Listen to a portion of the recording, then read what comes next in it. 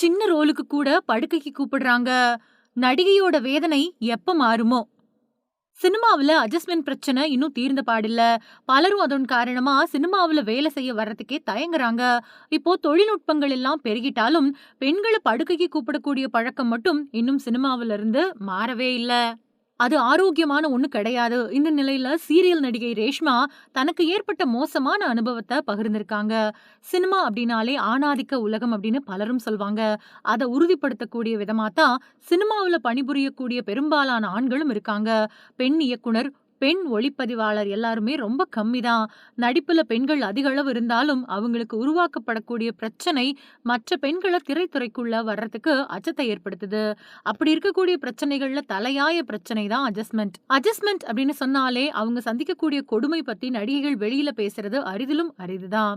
ஆனா சமீப காலமா தைரியமா எல்லாத்தையும் பேசிட்டு வராங்க. லேடி சூப்பர் ஸ்டார் அப்படின்னு அழைக்கப்படக்கூடிய நயன்தாரா கிட்ட கூட அட்ஜஸ்ட்மென்ட்டுக்காக அப்ரோச் போயிருக்கிறதா அவங்களே ஒரு பேட்டியில சொல்லியிருந்தது கூட நினைவு கூறத்தக்கது. சினிமா பின்னணி இல்லாத குடும்பத்துல இருந்து வரக்கூடிய பெண்களுக்கு தான் இப்படி அப்படின்னு பார்த்தா, சினிமாவுல வாரிசு நடிகையா அறியப்படக்கூடிய வரலட்சுமி கிட்டயே கூட அட்ஜஸ்ட்மென்ட் அப்ரோச் நடந்திருக்கு.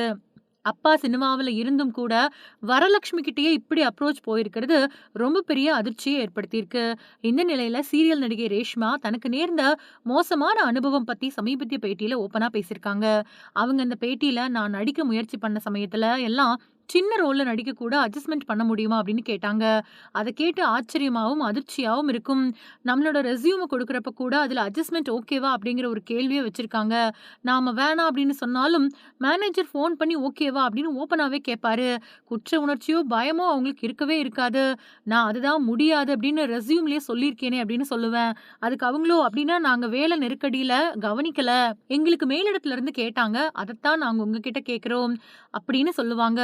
நோ சொன்னா ஃபோன வச்சுடுவாங்க. ஆனா வாய்ப்பு இருக்காது அப்படின்னு சொல்லியிருக்காங்க.